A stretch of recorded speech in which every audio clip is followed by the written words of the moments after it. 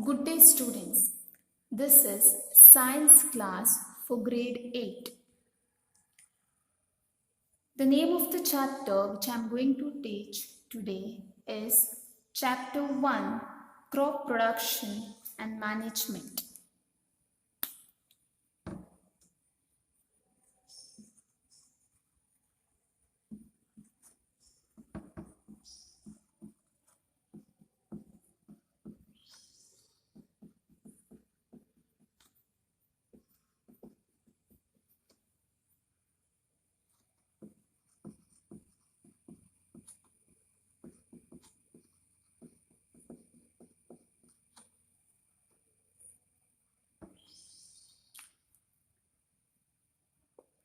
Crop Production and Management. You have already learned that all living organisms require food. Plants can make their food themselves. Green plants synthesize their own food. Animals, including humans, cannot make their own food. So, where do animals or human beings get their food from?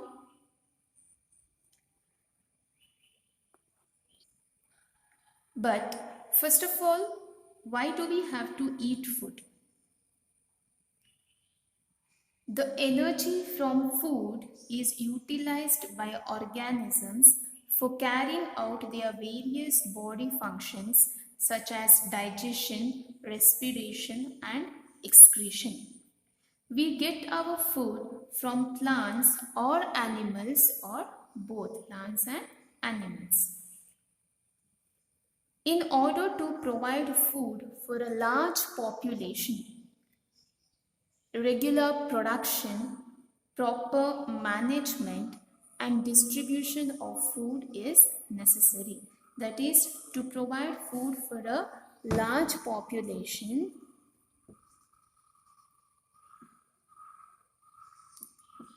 what we require, that is, one is the regular production,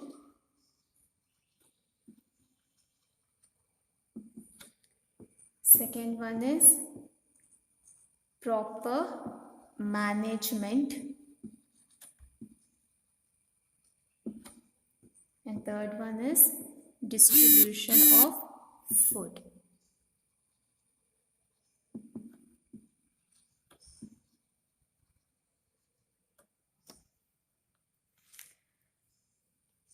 These three things are very necessary.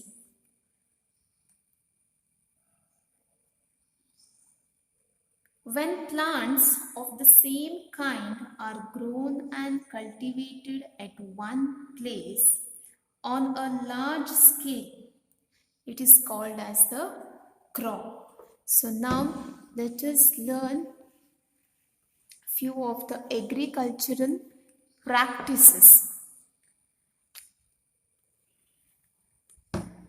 Crop. What is crop?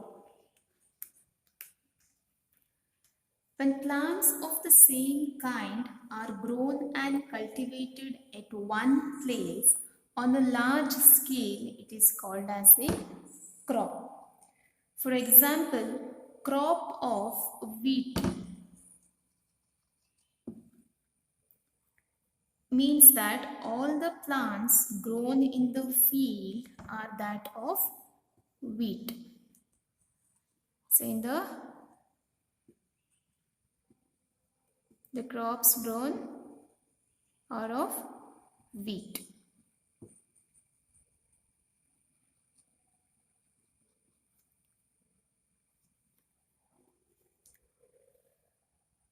We know that crops are of different types like cereals, vegetables, and fruits.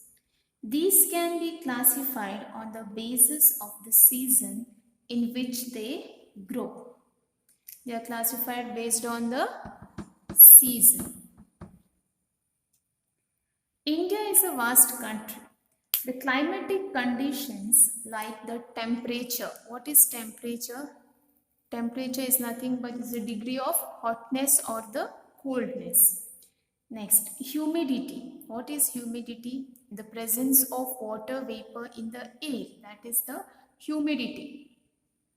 And rainfall vary from one region to another. So, these climatic conditions, which are the climatic conditions? The temperature, humidity and rainfall, they vary from one region to another. Accordingly, there is a rich variety of crops grown in different parts of the country. There are two broad cropping patterns. The two broad cropping patterns are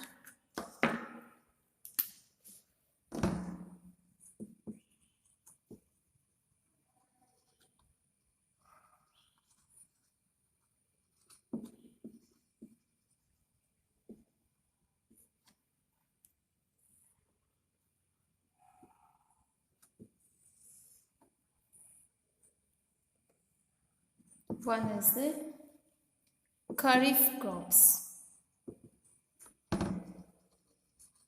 Now, what are these Kharif crops? Have you understood what is a crop, isn't it? What is a crop? When plants of the same kind, for example, wheat, okay, plants of the same kind are grown and cultivated at one place on a large scale, it is called as the crop. Now, this crop or this cropping pattern are of two different kinds. They are the Kharif crops and one more you have the Rabi crops. Now first let us understand what are Kharif crops. The crops which are sown in the rainy season are called as the Kharif crops. In which season? The crops which are sown in the rainy season are called the Kharif crops. The rainy season in India is generally from June to September.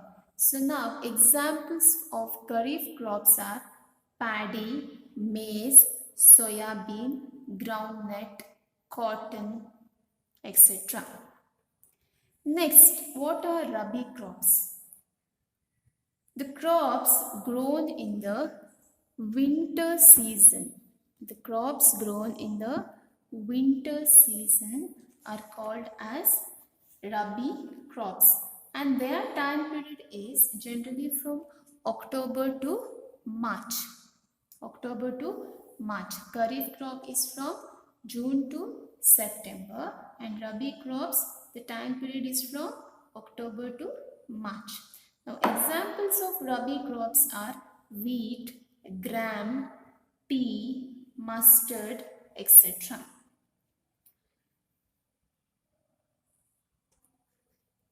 Next, let us move on to the basic practices of this crop production. How they will produce crop, the basic practices which are involved in crop production. Let us go to learn in detail about these basic practices of crop production.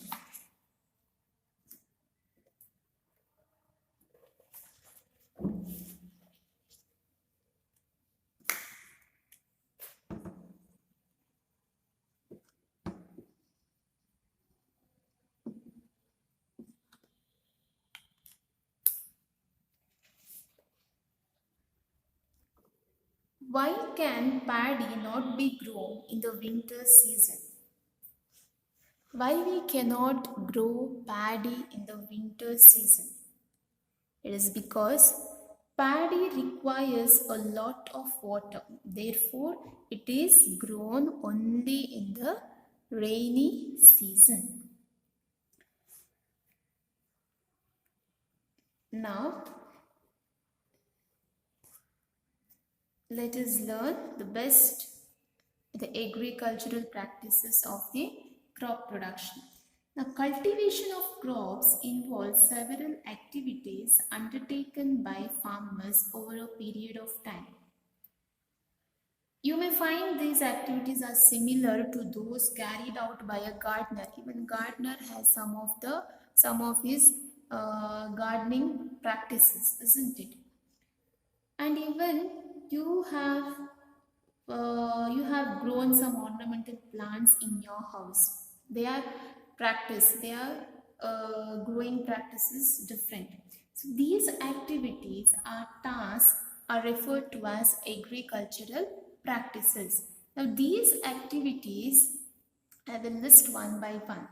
So, the basic agricultural practices are, the first one is the preparation of soil. Okay, now first let us see what is this preparation of soil. What is preparation of soil? Now, preparation of soil, it is the first step in crop production. It is the first step before growing a crop. Okay, this is the first step before growing the crop. One of the most important tasks in agriculture is to turn the soil and loosen it. Okay, this allows the roots of the crops to penetrate deep into the soil. The loose soil allows the roots to breathe easily even when they go deep into the soil. Why does the loosening of the soil allow the roots to breathe easily? Very important. The loosened soil helps in the growth of the earthworms as well as the microorganisms present in the soil. These organisms are friends of the farmer. Which are the organisms? The earthworms and the microorganisms. They are the friends of the farmer. Why they are the friends of the farmer? Since they turn and loose the soil and add humus to it. Add humus. What is this humus? Humus is nothing but it is a dark material that forms in the soil when plant and animal matter decays. Did you understand what is humus? When the plant and animal matter decays, that is the dead plants and dead animal matter decays, that dark material which is formed in the soil, along with the soil, it is called as the humus. And why does the soil need to be turned and loosened? Soil contains minerals, water, air and some living organisms, which is the microorganisms, earthworms. In addition to this, dead plants and animals also get decomposed by these organisms. In this way, various nutrients held in the dead organisms are released to the soil. These nutrients are again absorbed by the plants which are grown. Since only a few centimeters of the top layer of the soil supports the plant growth, turning and loosening of the soil brings the nutrient-rich soil to the top so that plants can use these nutrients. Thus, turning and loosening of the soil is very important for cultivation of crops. And there's a process of loosening and turning of the soil which is called as tilling. So, in preparation of soil, you have a process of turning and loosening of the soil, and this process is called as tilling, or one more name you have, it is also called as ploughing. You might have heard this name in your lower classes. Ploughing, tilling or ploughing. So this is done by using a plough. Ploughs are made of wood or iron. If the soil is very dry, it may need watering before ploughing. The ploughed field may have big pieces of soil called as crumbs. The big pieces of soil, okay, they are called as the crumbs. Big pieces of soil are called as crumbs. So these crumbs has to be loosened first. So for this we need watering. So we need to water. So it is necessary to break these crumbs with the plank. Okay. So plank is one of the tool used there. The field is leveled for sowing as well as for irrigation purposes. The leveling of the soil is done with the help of the leveler. So you have one more tool called as the leveler, where you level the soil. Sometimes manure is added to the soil before tilling.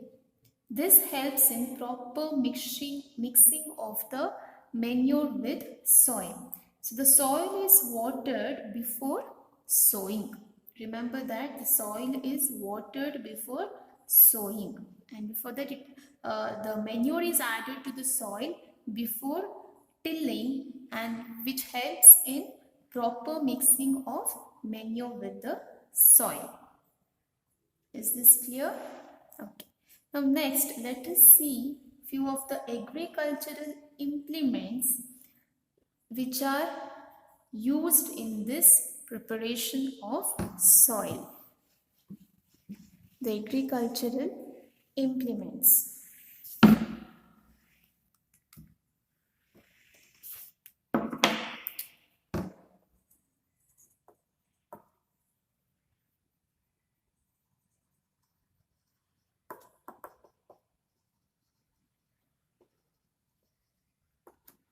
Agricultural implements. Now, before sowing the seeds, it is necessary to break soil to the size of the grains to get better yield. This is done with the help of the various tools. The main tools used for this purpose are the plough, hoe,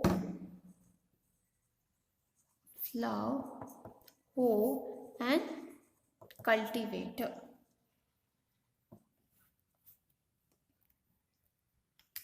So let us first learn the first tool. This tool, that is the plough. You can open your textbook, page number 3.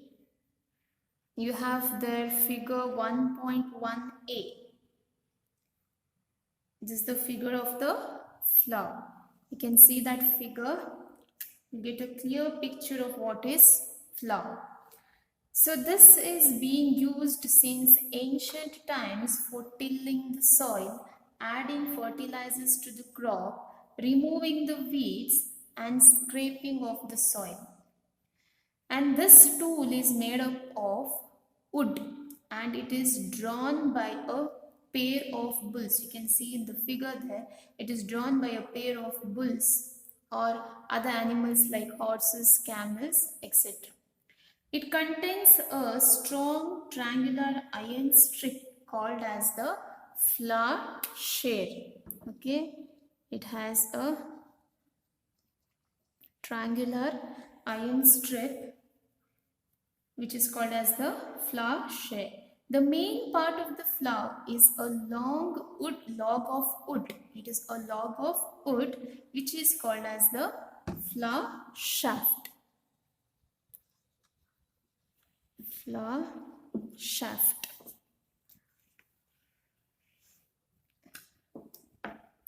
And there is a handle at one hand of the shaft.